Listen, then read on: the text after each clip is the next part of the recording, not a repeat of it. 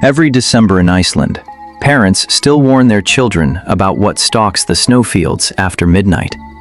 Not a ghost, not a demon, but a massive cat, older than Christianity itself, that watches from the darkness, waiting to see who did not obey and who will be eaten before morning. The legend of Jólakötturinn, known as the Yule Cat, originates in Iceland, a land shaped by isolation, volcanic winters, and centuries of survival against the cold. The story dates back to at least the 17th century, during a time when Icelandic winters were brutal, resources were scarce, and survival depended on discipline and hard labor.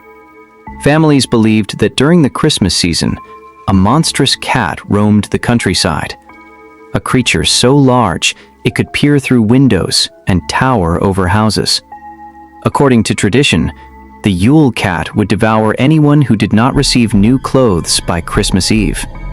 Clothing was not a gift.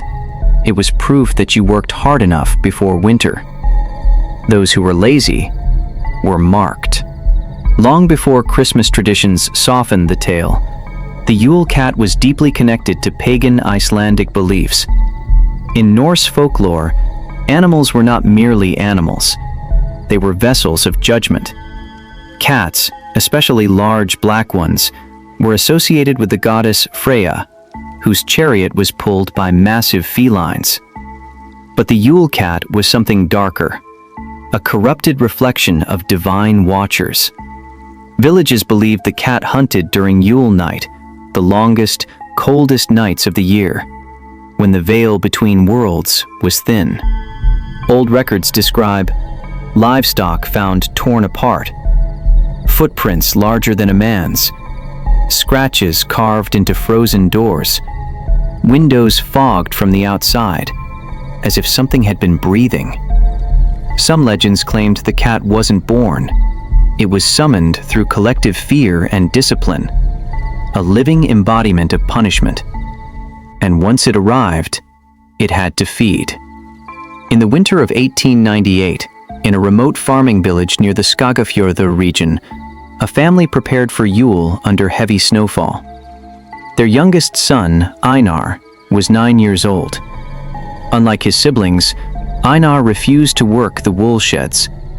He avoided the long hours of spinning, ignored warnings, and laughed when the elders spoke of the cat. On Yule Eve, the family gathered around the hearth. New wool clothes were laid out, one for each child, except Einar. That night, the wind howled unnaturally low, not screaming, but growling. Einar woke to the sound of scraping outside the house. Slow, deliberate. The windows rattled, then stopped. He smelled something wet, animal, cold. From his bed, he saw the shadow stretch across the wall. Ears first, then the curve of a massive head. Two eyes reflected candlelight through the glass, not blinking. The scratching moved to the roof. Snow slid down the walls as weight pressed above. Then silence. At dawn, the family found the back door torn inward. Wood split like soft bark. Large paw prints circled the house. Einar was gone. Only his bare footprints led into the snow, ending abruptly, as if lifted from the ground. No blood was ever found. A 1902 regional Icelandic newspaper archive references a missing child during Yule with unexplained circumstances and animal markings inconsistent with known wildlife. Local police reports recorded no wolf activity in the region, no signs of human interference, tracks that could not be measured due to size irregularity. The case was quietly closed. The family never spoke publicly again. Villagers say the cat returns only when the winter grows cruel, when people forget discipline, effort, and respect. On one Yule night, decades later, witnesses described a shape moving across the frozen hills, larger than a horse, silent despite the snow. Lights went out across 3 homes at the same time. Dogs refused to bark.